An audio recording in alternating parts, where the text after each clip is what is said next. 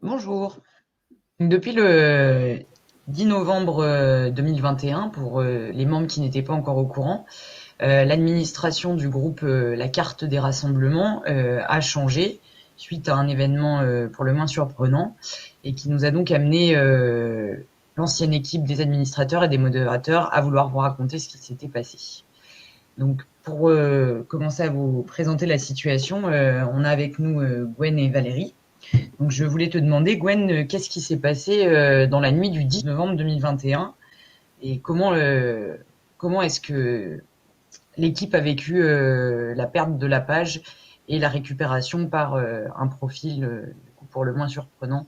Alors, nous étions une équipe de 4 administrateurs pour s'occuper de la page et plus des modérateurs. Et en fait, on a découvert au matin.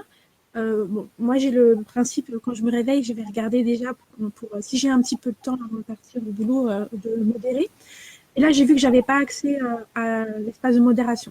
Donc, j'ai pensé au début que c'était un problème Facebook, c'est déjà arrivé. Et puis, en fait, non. Et c'est comme ça que j'ai découvert que j'étais plus ni admin ni modo. Et j'ai contacté les autres. Et effectivement, on a réalisé tous les 4 que nous n'avions plus accès au panneau de modération, ni en tant qu'administrateur, ni même en tant que modérateur. On n'était plus que des simples membres et on ne savait pas du tout ce qui s'était passé. Alors, on a regardé sur le panneau d'affichage du groupe et on a vu qu'il y avait donc un nouvel administrateur qui s'appelait Guillaume Brizet, dont on n'avait jamais entendu le nom, on ne connaissait pas. Et voilà, on s'est posé des questions à partir de là. Qu'est-ce qui s'est passé? Qui est ce Guillaume Brizet qui a pris la main sur le groupe, en fait, en plein milieu de la nuit? D'accord. Et donc par la suite, j'ai bien compris, Guillaume Brisé, j'en étais, Guillaume Brisé est venu parler à tout le reste de l'équipe. Et à partir de là, qu'est-ce qui s'est passé? Il a créé effectivement un groupe Messenger dans lequel il nous a mis afin de parler à toute l'équipe. Alors, il s'est présenté comme un informaticien qui avait des choses intéressantes à nous dire, qui allait pouvoir apporter des choses intéressantes au groupe. Et puis, on a dit qu'on allait faire un vocal, tous ensemble. Donc, on a fait ce vocal le soir. Et en fait, comme on est plusieurs à bien connaître Thibaut Gouve, qui était donc un ancien administrateur du groupe, bien que ce Guillaume Brizet utilisait un brouilleur de voix, dans la façon de parler, dans les expressions, on est plusieurs à s'être dit, mais on dirait vraiment que c'est Thibaut en fait. Mais lui n'en démordait pas, il jouait son rôle de Guillaume Brizet.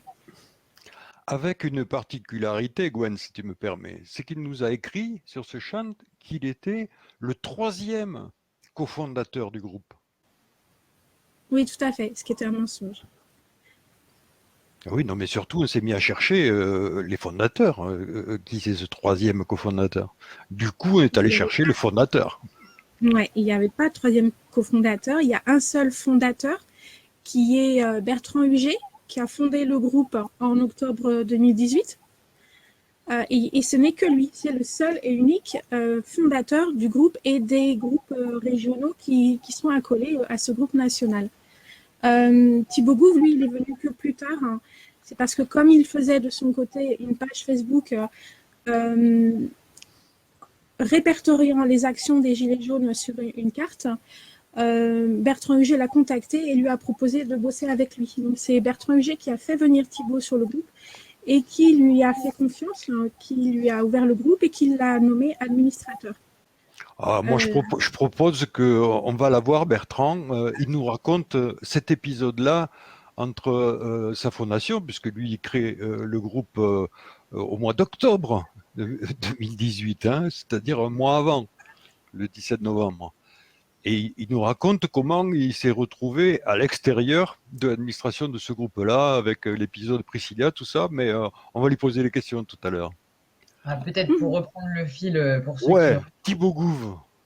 Non, parce que du coup, ce qui s'est passé, c'est que suite à cette conversation avec Guillaume Brisé, donc finalement, un nouveau membre a été ajouté sur le chat et qui s'appelait Bastien Davé. Donc pour moi qui étais nouvelle dans l'équipe, je ne connaissais pas ce profil, mais je pense Joanne ou Gwen, vous pouvez nous expliquer qui est Bastien Davé.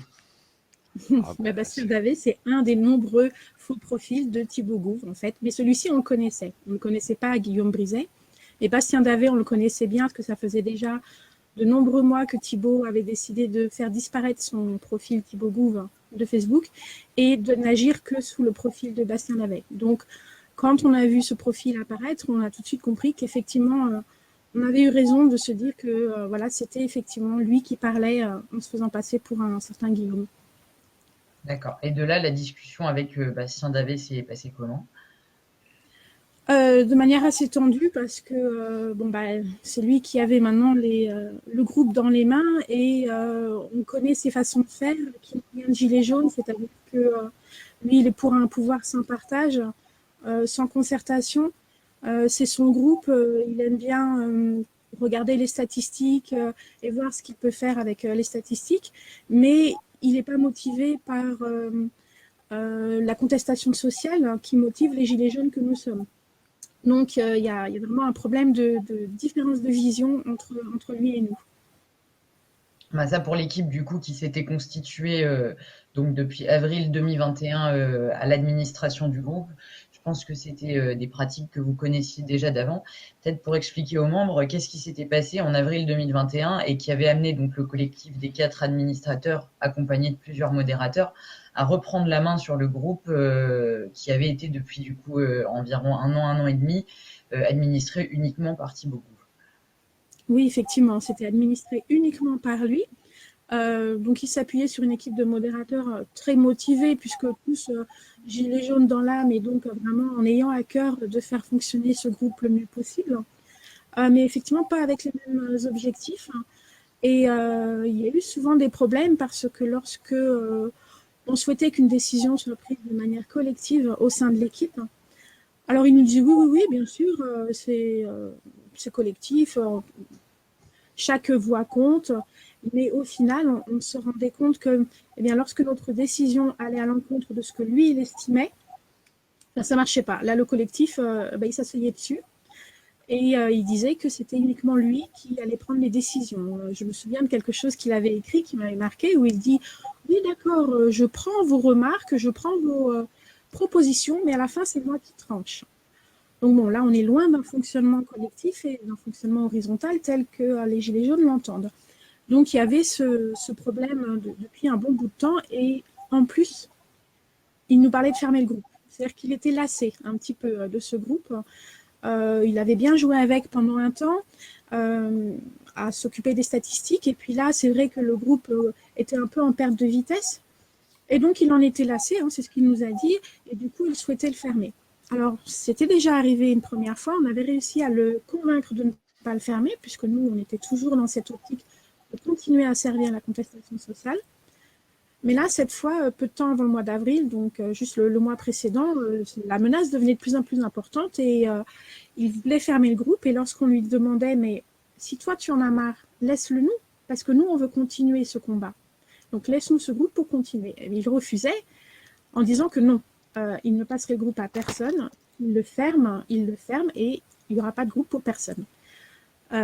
Donc c'est à partir de là qu'on s'est dit qu'il fallait faire quelque chose et qu'on a réussi à 4 à l'évincer du groupe et à pouvoir donc faire en sorte que le groupe continue à vivre avec toutes les publications des membres et cette fois à avoir un fonctionnement collectif puisque nous les 4 admins avec les modos qui étaient autour de nous, eh bien chaque décision qui était nécessaire, on la discutait et on la prenait effectivement à une voix.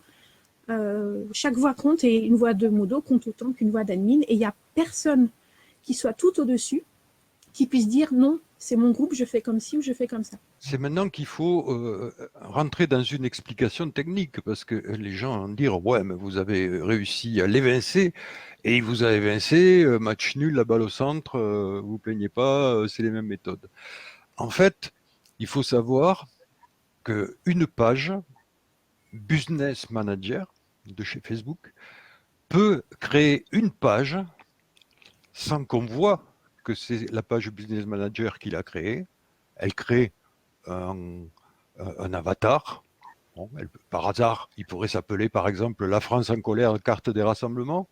Hein, c'est ce qu'a fait Thibaut Gouve au mois d'août 2019, il a créé une page, La France en colère, carte des rassemblements. Et cette page-là était administratrice du groupe et des 14 autres groupes régionaux. Et en fait, cette page-là pouvait avoir des éditeurs, c'est-à-dire des gens qui faisaient le sale boulot, de trier, de voir les avertissements de Facebook qui vous dit votre groupe est restreint parce que vous avez partagé un truc que des fact-checkers nous ont signalé comme faux, et donc tant que vous avez ça dans vos publications, vous serez restreint. Et ça, il n'y a qu'un administrateur qui peut voir cet autre côté du mur, c'est-à-dire celui où Facebook signale vous plaignez pas d'être restreint tant que vous n'avez pas fait le boulot qu'on vous a signalé. Et en ayant la clé en tant qu'éditeur de cette page-là, on a vu le travail qu'il ne faisait pas au mois de mars, alors que par ailleurs, il venait chouiner que Facebook censurait, que Facebook restreignait, que ah là là, c'est pas de la tarte, et d'ailleurs, le nombre de membres descend, et d'ailleurs, rien ne vaut plus la peine de rien, je vais redémarrer à zéro sur une page blanche, qui est-ce qui me suit? Et comme disait Gwen, bon, t'es gentil, tu veux plus de gilets jaunes, ok, on n'est pas fâché, salut, tu laisses le groupe, c'est un groupe de gilets jaunes et on n'en parle plus. Et quand on a décidé collectivement que ce bonhomme-là était un obstacle à ce qui est un fonctionnement collectif, on s'est aperçu, on ne le savait pas, hein, on l'a essayé, on s'est aperçu qu'en ayant un accès à la page, on pouvait le virer et nommer d'autres admins. C'est ce qu'on a fait. Le truc, c'est que nous, on ignorait que cette page-là était adossée à une page qu'il avait. Ce qui fait que ce bonhomme-là, à tout moment, il aurait pu nous virer. Et en fait, il a attendu le 10 novembre. Pourquoi? Parce que on a sauvé le groupe. Il n'y avait plus de publications que Facebook dénonçait et justifiait de restreindre le groupe. Et mine de rien, les gilets jaunes ont sursauté dans l'élan des manifestations d'été anti-pass et des mobilisations populaires qui ramènent de toute façon ce que les gens ont sur le cœur et qui crient dans la rue face aux mêmes flics que depuis le mois de novembre 2018. Et lui, c'est pas un garçon de mouvement de rue, on peut pas dire ça. Par contre, oui, appuyer sur un bouton pour virer, ça, il sait le faire. Et nous, on ne savait pas que Facebook permettait ça. Et du coup, on interpelle Facebook maintenant en disant comment c'est possible qu'un groupe Gilets jaunes qui avait fait un boulot collectif, y compris pour passer sous vos fourches codines, parce que quelquefois vous abusez un peu, quoi, hein, du fact-checking et du complotisme, comment ça se fait qu'un bonhomme, parce que il avait caché sa présence, il peut à nouveau virer tout le monde. C'est ça nos démarches actuellement vis-à-vis de Facebook. Mais vis-à-vis du mouvement, il faut que ce garçon sache que, comment dire, c'est pas des méthodes. D'accord. Merci Joanne et merci Gwen. Peut-être donc pour reprendre pour tout le monde, donc l'administration avait été reprise par le collectif des 4 administrateurs en avril 2021, suite à quoi ils avaient fait lever les restrictions que Facebook avait mises en place contre le groupe parce que les signalements des publications comme fausses ou comme appelant à la violence, il y a plusieurs raisons selon la plateforme qui peuvent amener à signaler une publication et à restreindre un groupe s'il y a trop de ces publications sur le groupe. Ont donc été levés en quelques jours par la nouvelle équipe de modération qui a ensuite donc pu mettre en place son fonctionnement collectif et également d'autres projets qu'elle cherchait à mettre en œuvre depuis un certain temps. Je dois quand même ajouter là, pour continuer mon histoire de page Facebook, c'est que Thibaut Gouve, le 18 avril, m'a nommé à moi propriétaire unique de cette page. Et il s'en est retiré. On pouvait admettre que depuis le 18 avril, on est les légitimes propriétaires, si on doit parler comme ça, vis-à-vis de Facebook, de cette page-là. Or, il n'en est rien parce qu'il y a cette subtilité de tirer des ficelles depuis les coulisses. Oui, et si je peux ajouter quelque chose qui est gênant, c'est qu'effectivement, il l'a dit d'ailleurs lui-même, hein, il est motivé par eh bien, les études statistiques qu'il peut faire sur ce groupe et l'utilisation qu'il peut faire de ses membres, parce qu'effectivement, c'est un énorme groupe avec plus de 380 000 membres, et ça peut être très bénéfique pour lui. Voilà, donc c'est même gênant par rapport aux membres et on a essayé de les prévenir comme on a pu parce qu'ils n'ont peut-être pas envie que leurs données circulent n'importe comment et pour des objectifs qui sont loin des objectifs des Gilets jaunes. Sans compter qu'il y a un travail qualitatif aussi qui est fait par les équipes de modération et d'administration sur des groupes comme ça, pour donner à voir et à lire des informations intéressantes et, comme tu l'as dit à plusieurs reprises, puissent servir la contestation sociale et ne pas complètement s'éloigner des objectifs, ce qui peut parfois arriver sur des groupes Facebook de grande ampleur si les publications sont modérées d'une façon qui ne permet pas de poursuivre des projets collectifs. Ce qui nous a aussi amené à nous poser la question de savoir si les groupes Gilets jaunes sur Facebook étaient-ils tous gérés de manière collective.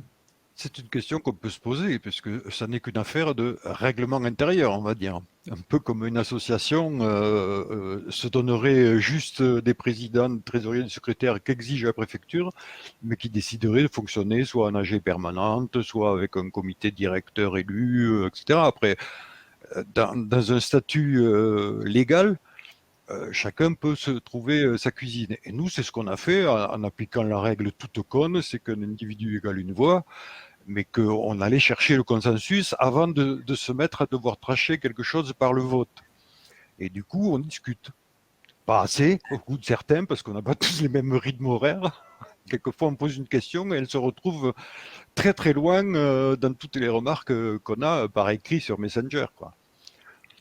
Donc ça nous oblige à mettre en place des outils pour que les choses soient vraiment comment dire, mises en gras, pour dire non mais c'est une vraie question que je posais, hein. Donc, je pense qu'on va poursuivre sur la rencontre donc, qui a eu lieu avec Bertrand Huget, que nous avons contacté donc, suite à cette affaire pour le moins surprenante de la récupération de la page donc, par un profil qui au départ était profil inconnu, qui s'est avéré donc être un ancien administrateur de la page, et qui nous a donc amené à rencontrer le fondateur de cette page pour parler avec lui donc de ses expériences passées avec cet individu et également de ce qu'il avait essayé de créer à l'origine avec Carte des Rassemblements.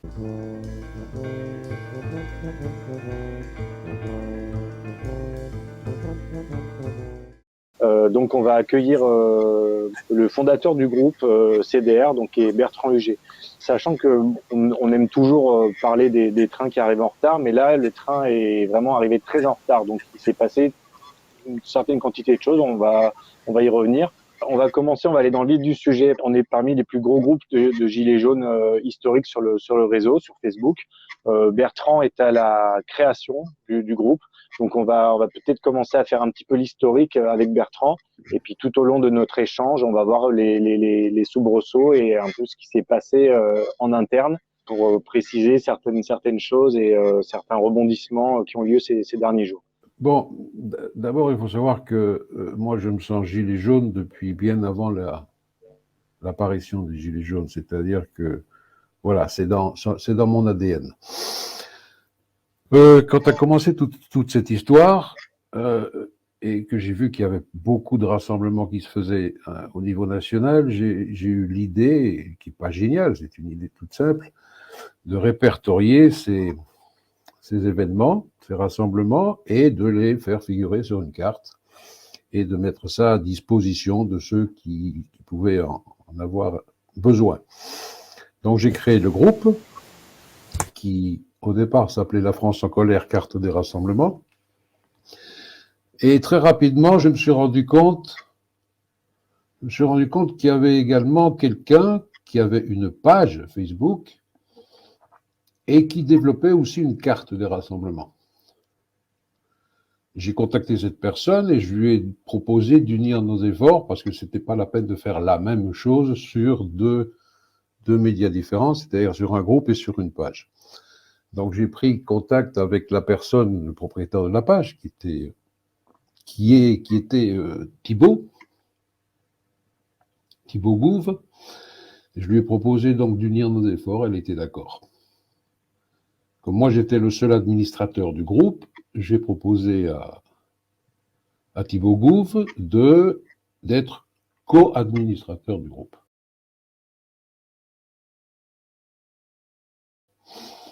Bon, les choses se sont bien passées, la carte s'est développée, lui il est resté à la charge du développement de la carte et de la partie informatique, et puis moi je me suis chargé plutôt de la partie commencer à établir une charte de communication, contacter des gens, créer des groupes nationaux. J'ai créé 14 groupes régionaux, pardon.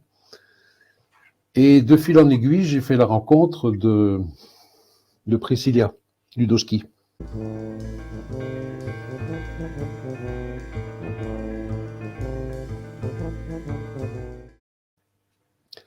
Il y a vraiment eu un bon feeling avec Priscilla. Et puis, il m'est arrivé j'ai eu l'idée de la mettre comme administrateur du groupe, qui avait déjà à l'époque plus de 400 000 membres, je crois, si ma mémoire ne me fait pas défaut, avant le coup de rabot de Facebook. Donc, de fil en aiguille, je lui ai proposé, on a eu des propos ensemble, des échanges, on s'est vu à Toulouse notamment, on s'est vu à Lavore, et de fil en aiguille, elle a accepté. Mais avant, j'avais fait part de mes projets à Thibaut Gouve, qui vraiment n'a jamais émis la moindre opposition, la moindre question, le moindre doute. Voilà. Il est un peu resté muet, donc j'ai nommé donc Priscilla comme administratrice. Et mon idée, stupide, vraiment une idée stupide, j'en ai honte encore aujourd'hui, c'est d'avoir voulu laisser la clé du groupe à Priscilla et à Monsieur Gouve. J'ai eu tort, pourquoi? Parce que quelque temps après avoir laissé les clés, eh bien, Monsieur Gouve a viré improprement, en pleine nuit, du jour au lendemain, il a viré Priscilla. Et ça, vraiment, c'est un acte de... Excuse-moi Bertrand. Oui. Alors c'est compliqué de dire c'était une idée stupide a priori parce que tu le sais maintenant parce que tu es tombé sur quelqu'un qui a eu un comportement immoral et voilà. Et on peut pas se dire j'ai voulu faire confiance à quelqu'un qui était dans la cause gilet jaune a priori et se dire ensuite je me suis fait fourber, c'était une idée conne de ma part. Donc Mais, je veux dire avec le recul, oui, parce qu'on ne serait pas là en train d'en parler. Je serais très certainement encore l'administrateur du groupe où j'aurais vraiment remis dans les mains de quelqu'un de plus compétent que moi et de bonne foi. Voilà. C'est une question justement parce que la manière dont on parle, du coup, c'est quand même quelque chose qui était très important, on le sent. Et, euh, et en fait, qu'est-ce que tu voyais, même si je suppose que tu avais tes raisons, peut-être de pouvoir prendre tout ce temps que peut demander le fait de gérer ces groupes. C'était quoi un peu les projets que tu avais du coup pour la carte des rassemblements et pour tout cela? Bon, c'était déjà un groupe, un des plus gros groupes. Et comme Priscilla était pour moi l'initiatrice, était à l'origine de ce mouvement, et après les discussions que j'ai eues avec elle, il m'a semblé opportun et juste de lui donner un outil où elle puisse encore plus développer sa présence, ses actions. oui, est-ce que tu es resté en contact avec Priscilla suite à son éviction par Thibaut Gouve comme ça sur un coup de Trafalgar? Oui, après le coup de Trafalgar, je peux vous assurer que Priscilla a pris vraiment un coup de massue. Enfin, moi, je l'ai ressenti comme ça.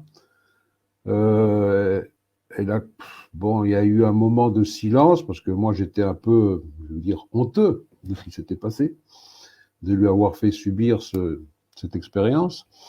Et puis, elle s'est occupée d'autres choses et je suis resté en contact, mais de façon très, très superficielle avec elle. Ouais, donc tu veux dire que voilà, CDR aurait pu continuer à travailler avec Priscilla si un admin, alors on va essayer de creuser un petit peu sur ses motivations, mais si un des administrateurs que tu as toi-même introduit dans carte des rassemblements ne l'avait pas dégagé comme une malpropre en pleine nuit à 1h du matin, Ouais, ben, si je... on peut le nommer, moi je peux le nommer hein, tranquillement. C'est Thibaut Gouve. Si j'avais eu un administrateur plus gilet jaune, plus éthique, plus, plus éthique, il n'y a pas d'autre mot, il ne l'aurait pas viré. Il aurait partagé et il aurait continué le combat. Mais bon, M. Thibaut Gouve n'a pas la fibre, l'ADN gilet jaune. C'est un informaticien, c'est tout. Si je peux poser une question, lorsque j'ai été recrutée en tant que modératrice pour le groupe, je me souviens, c'était début mars 2019.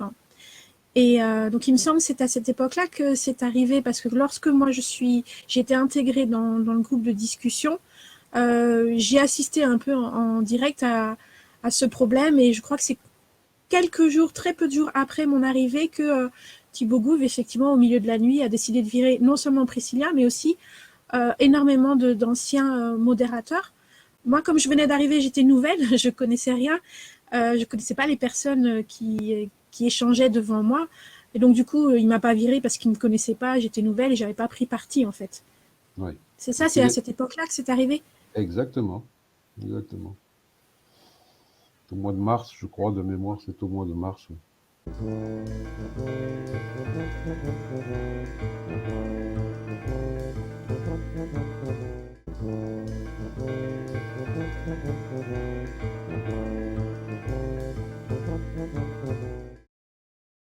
Et du coup, tu peux rappeler l'historique, à quel moment tu crées carte des rassemblements, à quel moment tu contactes Thibaut Gouve et à quel moment il dégage Priscilla Ludowski, si tu as les Écoute, dates en tête. j'ai pas la mémoire des dates, mais la création du groupe, c'est en fin 2018.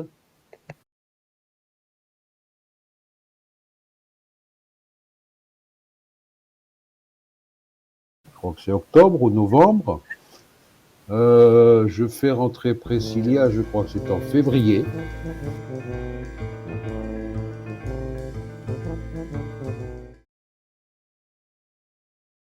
Et c'est en mars qu'elle se fait dégager. Donc ça a été très rapide en fait. Ah oui, extrêmement rapide. Oui. Donc Lors d'une conversation téléphonique, Thibaut Gouve m'a dit, parce que je l'ai appelé par téléphone, j'ai essayé de le joindre pour savoir pourquoi il avait fait ça. Ben, il m'a répondu que bon, il n'avait pas les mêmes idées qu'elle et qu'avec elle, ça n'aurait jamais marché. Et donc voilà. Et que bon, il m'a fait clairement entendre que moi j'avais démissionné. après, il y avait des contingences qui étaient propres à ta situation, si j'ai bien compris. Oui, mais si j'avais pu revenir dans le groupe, j'y serais revenu, bien entendu, pour reprendre les rênes. Mais M. Thibaut Gouve n'a pas accepté. Donc il a agi de manière tout à fait arbitraire, en petit autocrate, en dégageant les gens, parce que selon lui, ça ne pouvait pas marcher avec Priscilla. Oui, non, mais il voulait rester seul. Il voulait rester seul à la tête du groupe, donc c'était vraiment une volonté de sa part. Hein. Pour moi, c'était prémédité. Ouais, ça rejoindrait peut-être un peu l'obsession du contrôle d'une personnalité sur un groupe dont on a parlé avec Louise précédemment, peut-être. Ouais. Oui, okay. Apparemment, il a fait une chose similaire avec vous, mais avec un stratagème différent. C'est-à-dire, il a dit je m'en vais, mais en fait, il ne partait pas. Il était à l'affût derrière, il était camouflé, et puis il est revenu, et puis il vous a viré. Voilà.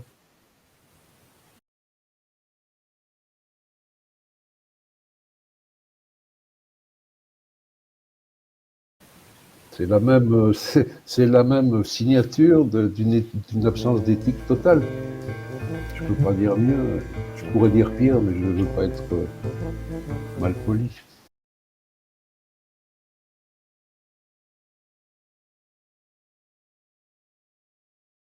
Mais moi, en créant le groupe, je ne me suis jamais cru, disons, propriétaire ou directeur général ou président.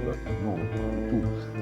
c'était pas mon groupe, c'était le groupe de tout le monde. Tout ce que je sais, c'est qu'en ce moment, il y a un individu qui s'appelle Thibaut Gouve, qui s'est auto-proclamé de façon totalitaire se le mettre à bord, et que ça, ce n'est pas dans l'ADN des Gilets jaunes, et que ce jeune garçon n'est pas à sa place.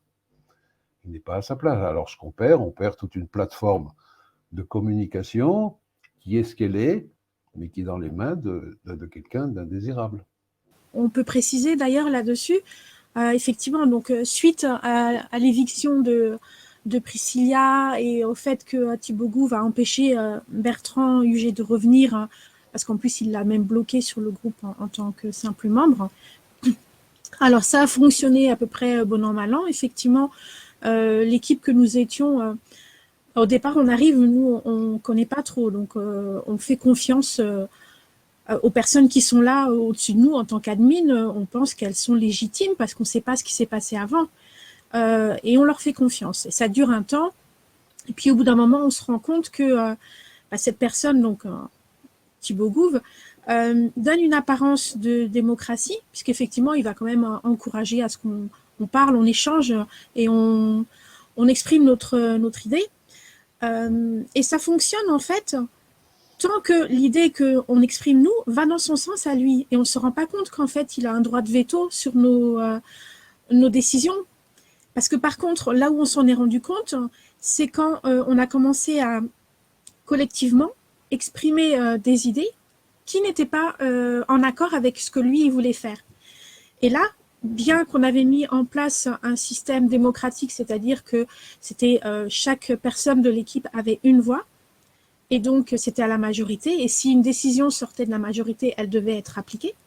Ben là, on s'est rendu compte que bien que la majorité allait dans un sens, comme ce sens-là ne plaisait pas à Thibaut, du coup, il mettait son veto, il inventait toujours quelque chose pour dire que ben non, c'était pas possible, on ne pouvait pas le faire comme ça. Et puis quand on insistait vraiment en disant mais regarde, on est majoritaire, on veut que cette décision soit appliquée, et ben là, il disait non parce que c'est mon groupe, j'ai l'expérience du groupe, j'ai l'expérience des réseaux sociaux, donc c'est moi qui décide à la fin. Je prends vos avis, c'est ce qu'il a écrit d'ailleurs, je prends vos avis, mais à la fin, c'est moi qui tranche.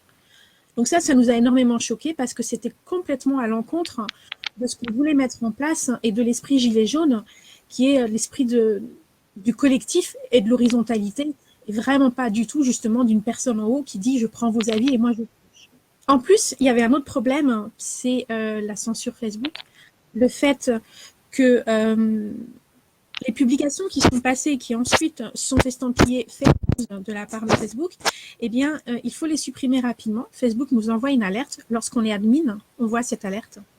Donc, Facebook nous envoie une alerte en disant « Votre groupe est restreint parce qu'il y a ces publications qui sont sur le groupe ».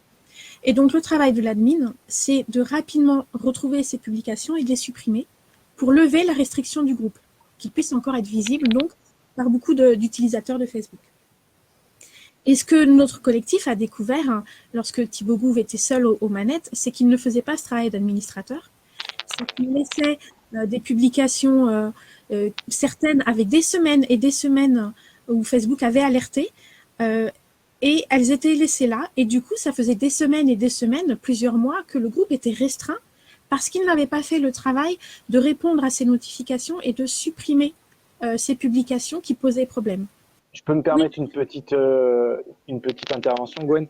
Oui. C'est-à-dire que, en plus, effectivement, de laisser traîner ces publications qui restreignaient le groupe, Thibaut Gouve, alias Bastien Davé, utilisait cet argument pour dire « Oh, vous savez, les modérateurs, on est censuré par Facebook, on est restreint. » Peut-être même qu'il vaudrait mieux que je ferme le groupe.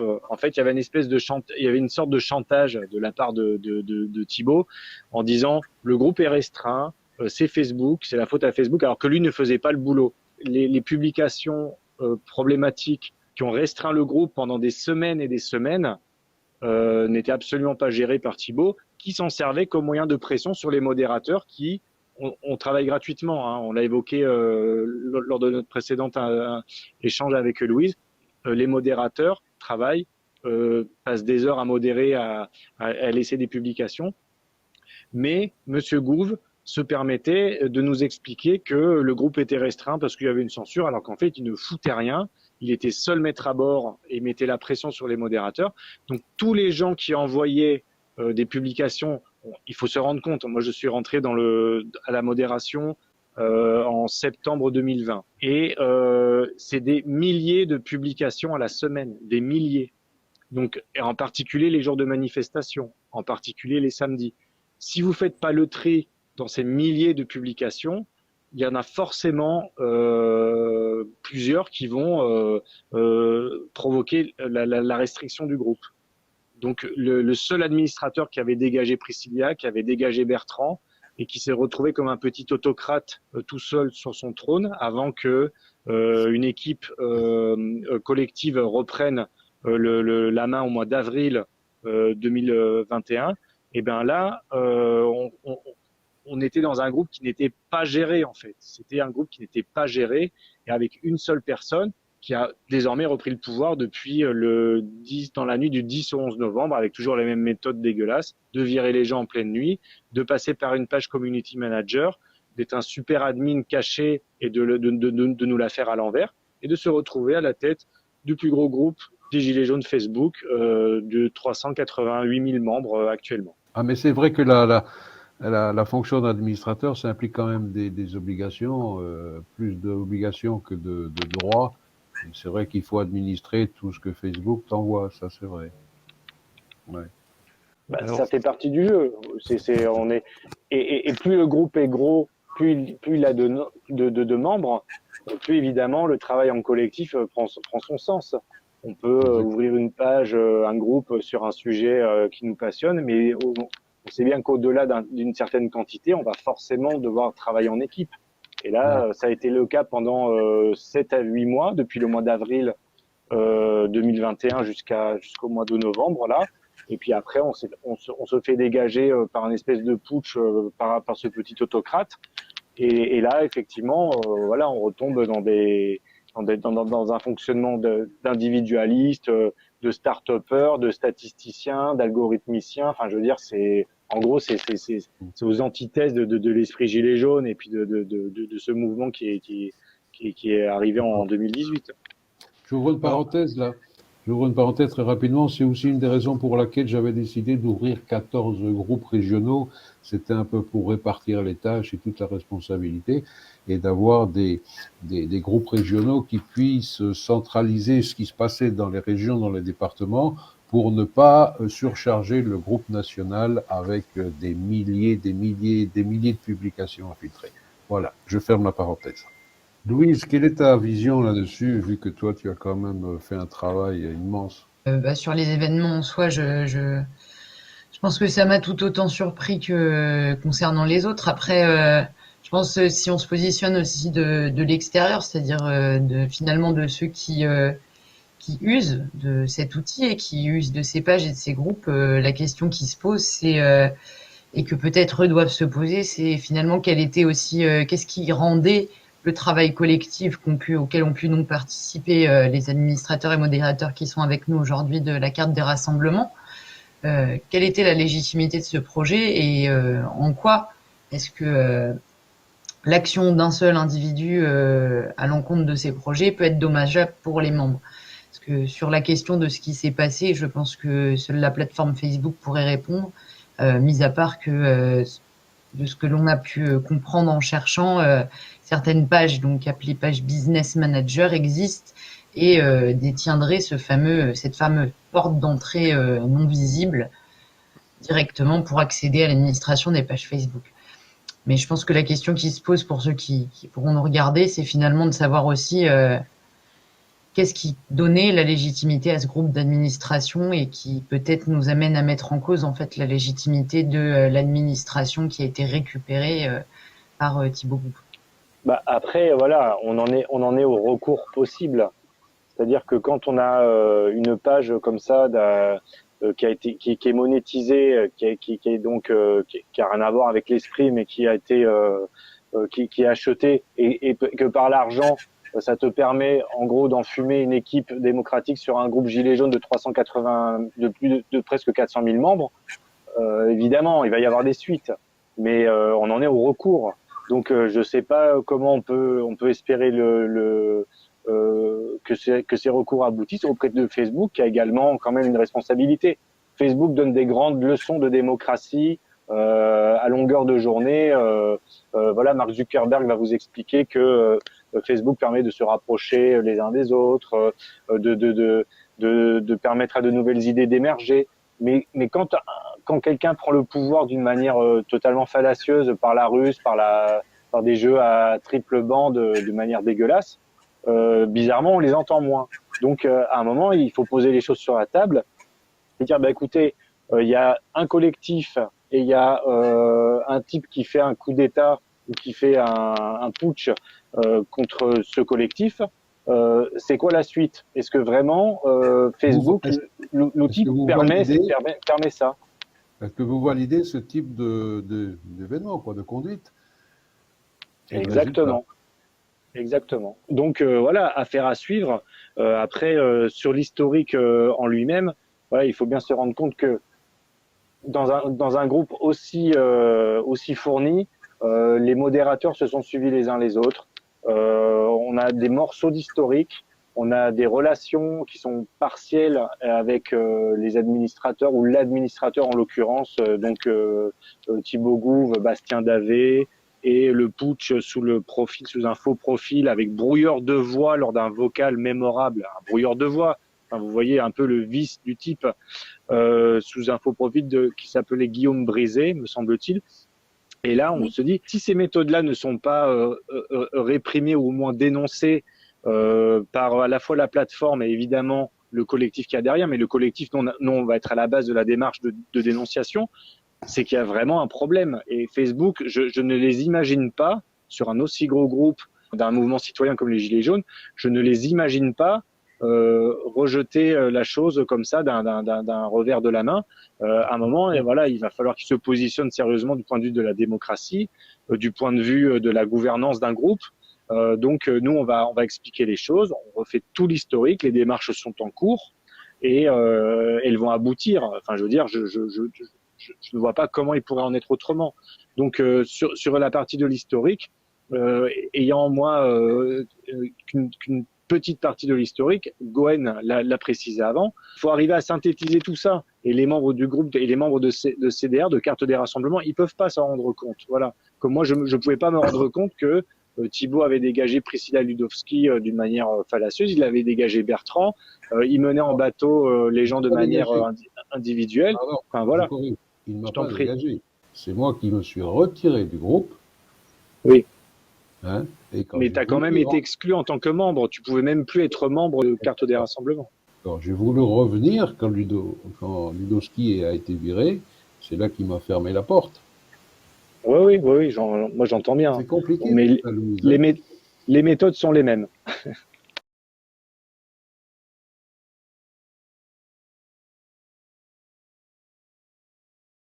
Mon souhait, c'est que ce groupe revienne dans les mains de gens qui ont l'ADN pour ça, quoi. Même si personne n'est parfait, il n'y a aucun groupe d'administrateurs ni de modérateurs qui sont parfaits. Mais au moins, il y avait une intention qui était légitime et transparente. Voilà, tandis que la présence de Gouve est totalement frauduleuse et n'a rien à voir, strictement rien à voir avec les Gilets jaunes. Ah, du coup, vous m'aviez parlé il y a quelques temps, et puis donc depuis que j'ai commencé à retravailler avec vous en début d'année de nouveaux projets qu'il y avait, parce que même si la Carte des Rassemblements, c'est un gros groupe qui permet plein de choses, de ce que j'ai compris et de ce dont je suis aujourd'hui, dont je fais partie, il y a des projets qui se sont développés aussi du groupe de l'administration et des modérateurs de CDR, avec aujourd'hui le nom de CDR d'ailleurs et une autre page. Et qu'est-ce que c'est ces projets et en quoi aussi ils montrent finalement que cette équipe, elle peut être un atout pour le mouvement des Gilets jaunes et participer de son esprit. On avait le projet, entre autres, d'éducation populaire, d'essayer de promouvoir des contenus qui sont intéressants, qui permettent d'avancer dans la réflexion sur ce qui se passe dans le pays, sur ce qui se passe par rapport au mouvement des Gilets jaunes. Alors, de manière, en essayant de mettre en avant des personnes qui effectivement fournissent du contenu intéressant, en essayant donc de mettre en avant leurs vidéos, par exemple, et aussi nous en invitant des personnes pareil qui peuvent nous éclairer de leurs idées, de leurs analyses. Donc on a commencé avec ces StreamYard. On a par exemple invité le directeur de campagne de Clara Egger, qui se présente donc pour Espoiric. On a aussi invité Raphaël Prado qui parlait pour Attaque. Et on a encore d'autres projets comme ça, effectivement, pour porter toujours la voix de la contestation sociale. La différence, c'est qu'on faisait ça sur un gros groupe qui maintenant a été récupéré par quelqu'un qui n'est pas vraiment gilet jaune, et donc maintenant on va continuer, mais pas sur le même groupe. Et oui, en gros, moi pour mettre ma petite patte là-dessus, c'est qu'avec en fait, on était comme le bon vin qui avait vieilli, voilà, comme CDR était une bonne bouteille qui avait vieilli et travaillé. Je pense qu'on était au moment d'un aboutissement avec une ouverture sur les autres groupes, une ouverture sur les autres médias, sur les médias alternatifs, sur ce qu'on retrouvait sur les réseaux. Donc, on avait des partenariats avec des médias alternatifs qui étaient présents sur Facebook et ailleurs, avec des groupes issus du mouvement Gilets jaunes, évidemment. Tous ces partenariats, ils ont été remis en cause, évidemment, quand Thibaut Gouve a repris la page dans la nuit du 10 au 11 novembre. Et en gros, ce qu'on voulait faire, c'était plutôt, je vais être très caricatural, mais c'est pas grave, je mets les pieds un peu dedans. J'aurais préféré privilégier François Boulot ou Clara Egger que Olive et quelques autres. Je veux dire, on doit aller. Je veux dire, le mouvement des Gilets jaunes, à un moment, il avait besoin de monter en conscience politique, en moyens d'action et de semer des petites graines. C'est ce à quoi on a essayé de travailler dans les dernières semaines où l'équipe collective, donc où le collectif gérait la carte des rassemblements. Et c'est tous ces efforts-là qui ont été foutus en l'air par un algorithmicien et un petit con de 22 ans qui s'amuse à faire des statistiques parce que Facebook et les ordinateurs, ça le passionne. Mais le problème, c'est que derrière, voilà, il y a pas de il y a pas d'idée sur la démocratie de demain, il n'y a pas d'idée sur le mode de gouvernance qui est le nôtre et contre lequel on lutte en particulier depuis l'élection de Macron. Et là, on est en déroute au niveau de CDR, mais ça illustre un petit peu aussi peut-être la déroute du mouvement citoyen depuis 2018. C'est-à-dire que les élections présidentielles arrivent dans quelques mois. On reparle quand même d'une possible réélection de Macron si Macron se représente.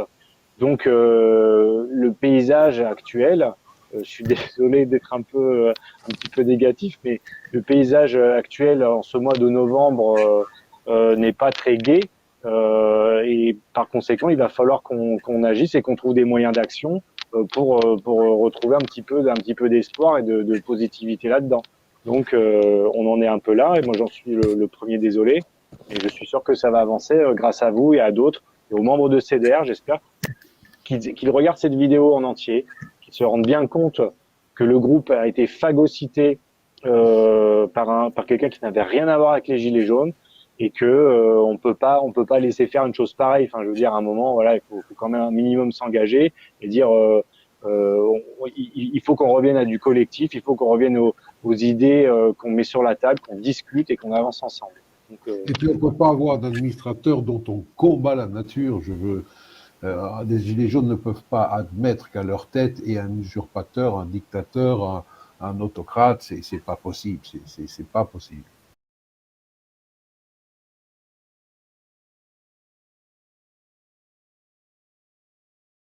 Bon, et du coup, quelle est la situation aujourd'hui sur la carte des rassemblements et qu'est-ce qu'il est devenu de l'équipe d'administration et de modération qui était en place avant la reprise de Thibaut Gouve?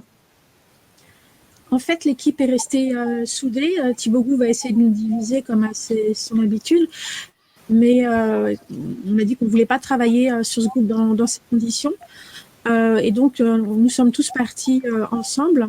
Certains avaient déjà été virés de toute façon par Thibaut, même en tant que membre. Hein. Donc virés, bloqués, donc même à ne plus voir le groupe. Alors moi, par exemple, j'ai pas été virée, mais il y a des gros bugs sur le groupe visiblement, parce que quand j'essaye d'y aller, je vois rien. Des fois, je vois quelques publications, mais de toute façon, je peux pas publier, je peux pas commenter et je peux pas quitter le groupe non plus. Donc, il se passe des choses étonnantes sur ce groupe.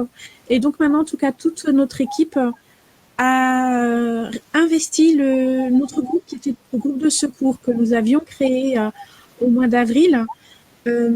Suite à des censures de plus en plus importantes de Facebook, on s'était dit, bon, si notre gros groupe se fait censurer, qu'on puisse au moins avoir un groupe de secours. Donc, ce groupe de secours était là. Et ben, du coup, il nous sert maintenant de groupe de repli sur lequel nous sommes tous. Et il y a toutes les explications sur ce groupe avec des écrits de Joanne, des vidéos, des liens. Et puis c'est un groupe comme les autres, c'est-à-dire qu'il sert la contestation sociale, il y a les publications des manifs, des appels aux manifs, les autres publications qu'on trouve ailleurs aussi, avec un contenu plus intéressant possible, on espère. Et Gwen, qu'est-ce qu'il est advenu des groupes régionaux, des 14 groupes? Ah oui, alors les groupes régionaux, Thibaut Gould en a récupéré 2 seulement. Il n'a pas pu récupérer les autres. Donc les groupes régionaux sont toujours avec l'équipe de Gilets jaunes que nous sommes. Et s'appelle désormais Collectif citoyen pour la démocratie réelle. On n'a pas changé le nom de tous les groupes. On va le faire pour qu'ils soient tous maintenant Collectif citoyen de CDR comme notre groupe principal, effectivement. D'accord, parce que donc le projet qui avait été entamé depuis bientôt plus de presque un an par l'équipe d'administration donc de maintenant de 2 CDR par rapport aux groupes régionaux, c'était donc de faire quoi? Oui, alors effectivement, les groupes régionaux, on aimerait qu'ils servent surtout pour relayer en priorité les actions qui sont faites en région. Et en fait, quand on cherche, il y en a plein. Il y en a plein, même des petites actions sur des ronds-points, des petits blocages, des péages qui sont ouverts, des occupations. Voilà, il y a plein de choses qui se passent et on les voit pas assez sur les gros groupes. Et ce serait bien, voilà, que ces groupes régionaux puissent justement relayer vraiment tout ce qui se passe en région. Et ensuite, que le groupe national s'occupe plutôt du reste. Et ce qui permet donc aussi d'avoir une équipe qui est constituée avec des personnes qui viennent justement un peu de partout en France et pas juste de certains endroits plus spécifiques. Ce qui est bien. Oui, bien sûr. Dans l'esprit du mouvement. Oui, tout à fait. Chaque groupe régional est modéré, administré en priorité quand il y en a par des modérateurs qui sont motivés et qui sont dans la région même. Oui. Et le dialogue qui est instauré entre nous tous, l'équipe justement, parce qu'on avait aussi créé un groupe Messenger pour discuter avec tous les modos des régionaux. Voilà, c'est très intéressant parce que ça permet de faire remonter les informations d'où qu'elles viennent rapidement et de pouvoir les diffuser à tout le monde. Merci Gwen. De rien. Une excellente soirée, à très bientôt. Salut Bertrand. Merci. Merci à tous.